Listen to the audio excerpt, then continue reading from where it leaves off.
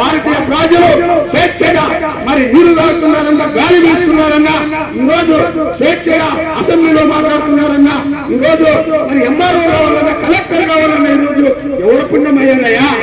Doctor Babasaheb Ambedkar చెందిన రాజ్యాంగ పుణ్యపరమయ్యారని కూడా ఈ రోజు ఈ ఎమ్మెల్యే నుంచి సవాలు నేను సందర్భంగా తెలియజేస్తున్నా.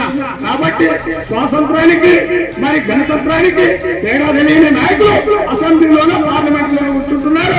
అటువంటి నాయకులకు రాబోయే రోజుల్లో మనమంతా కూడా చేయి కలిపి ఎస్సీ ఎస్టీ బీసీ మైనార్టీ సోదరులందరూ కూడా చరమగీతం పాడాలని నేను సందర్భంగా తెలియజేస్తూ అంబేద్కర్ విజయాన్ని ఈ దేశవ్యాప్తంగా కాకుండా ప్రపంచవ్యాప్తంగా కూడా మనం చాటి చెప్పాల్సిన అవసరం ఎంతైనా కూడా ఉందని సందర్భంగా తెలియజేస్తున్నాం.